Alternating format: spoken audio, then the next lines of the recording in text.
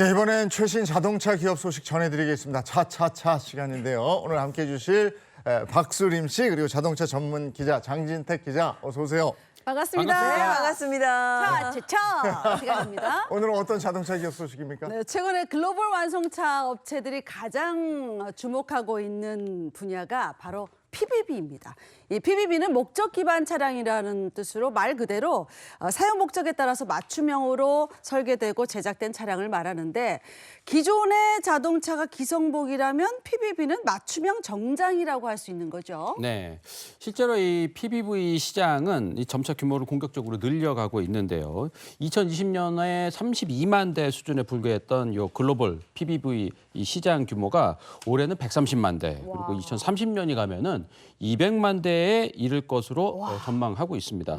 차량 구독 서비스나 뭐 호출형 승차 공유 서비스, 뭐 이런 모빌리티 연계된 다양한 사업들이 등장하면서 이 PBV에 대한 수요가 높아지고 있다라는 분석이 나오고 있습니다. 기존에는 양산화된 차만 살 수 있었다면 이번에는 내 스타일에 맞춰서 주문 생산할 수 있다는 맞아요. 거잖아요. 네. 네, 야. 그렇습니다. 예, 물류 배송이나 뭐 이동식 오피스 그리고 뭐 소형 점포 뭐 이런 그 고객이 원하는 대로 이 목적에 맞게 이 차를 만들어 준다라는 개념인데요. 이 사용 목적에 따라서 이게 전기차이기 때문에 배터리 용량을 줄이면은 실내 공간이 또 넓어지겠죠. 네. 또 반대로 좀 멀리 가야 되는 일을 한다 그러면은 실내 공간을 조금 줄이고 배터리를 좀 많이 배치를 하면은 또 멀리 가는 차가 이렇게 나올 수도 있는 거잖아요. 이런 식으로 이제 맞춤형으로 제작되다 보니까 이 공급 규모가 큰 그 기업 간 거래, B2B 시장을 중심으로 이 시장이 성장할 전망이다. 뭐 이렇게 점쳐지고 있는 거죠. 사실 이 PBB는요, 현 시점에서 전기차 일종에 속하지만 궁극적으로는 현존하는 다양한 자동차 기술이 포함될 것으로 예상되고 있습니다. 자, 여기에는 자율주행과 소프트웨어, 정의 자동차, AI 등이 포함되니까 한마디로 전기차의 장점과 기술을 극대화할 수 있다는 장점을 모두 가지고 있다. 이렇게 평가할 수 있다는 거죠. 네, 그렇다면 구체적으로 어떤 기업들이 이 미래 먹거리 사업인 PBV 시장에 공을 들이고 있을까요? 자, 대표적으로 국내 자동차 기업 K사가 본격적인 시장 선점에 나서고 있습니다. 자, K사는 스페인 타라고나에서 열린 행사를 통해서 글로벌 시장을 공략할 신형 전기차를 한꺼번에 공개하면서 작은 모터쇼를 방불케 했습니다. 그러니까 전동화 시장의 흐름 전환이라는 주제로 열린 이 행사에서는 첫 준준형 전기 세단과 PBB 모델을 처음으로 공개했습니다. 네, 뭐 저도 요 행사장에 가서 그냐고 이제 지난주랑 지지난주랑 행사 여기 방송 못 왔잖아요. 네. 예, 요 K사의 이 준중형 세단, 요거는 주행 가는 거리가 상당합니다. 가득 충전하면은 533km를 갈 수 있어요. 이렇게 멀리 갈 수 있도록 된 비결이 이 공기 저항 계수를 상당히 줄여서 상당히 날렵하게 디자인을 했다.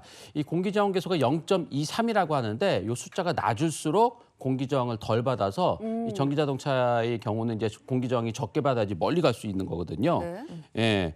또 이 가속 페달만 조작하면은 이 전기를 썼다가 전기를 다시 회수했다가 이런 기능도 상당히 강화가 돼 있어서 이 여러 가지로 최적화된 그런 시스템의 전기 자동차다라고 평가를 받고 있습니다.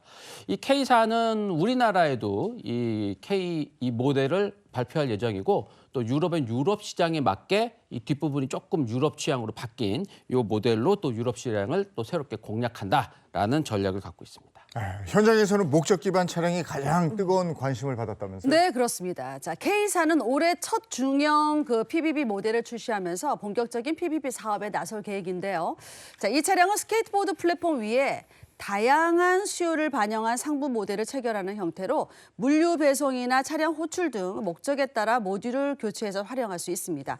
하지만 이 차량의 가장 큰 특징은 배터리팩 내부에 모듈 없이 셀을 탑재한 그 셀투팩 배터리 시스템을 적용해서 에너지 효율성을 한층 높였다는 겁니다. 네, 사실 이 PBV가 이제 전기차잖아요. 네. 이 전기차의 완성도를 높이기 위해서는 이 수준 높은 배터리 기술, 배터리를 잘 배치를 해야 되는 게 상당히 중요한데 이 셀투팩 방식 좀 말은 어려운데요.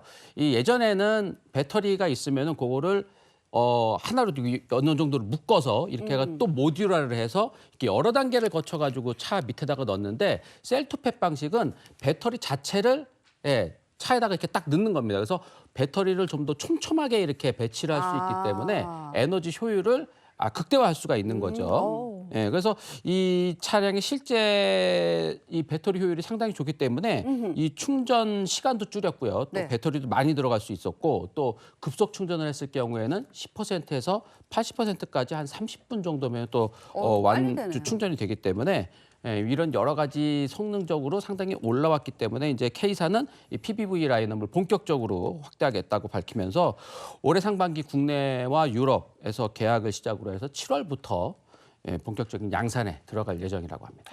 그 우리나라 다니고 있는 대다수의 중소형 화물차가 노후 경유차 이렇게 분류가 되면서 환경적인 문제를 일으킨다 이러잖아요. 네. 환경적인 측면에서도 여러 가지 도움이 될 것도 같습니다. 자, 또 어떤 자동차가 선점하기 위한 노력을 하고 있습니까? 네, 국내 자동차 기업 H사 역시 올해 그룹 최초의 PBB 전기 상용차 라인업을 선보였습니다. 이 차량은 뒤에 실리는 적재 공간을 여러 형태로 설계할 수 있어서 고객의 목적에 따라 다양한 형태로 차량을 만들 수 있습니다.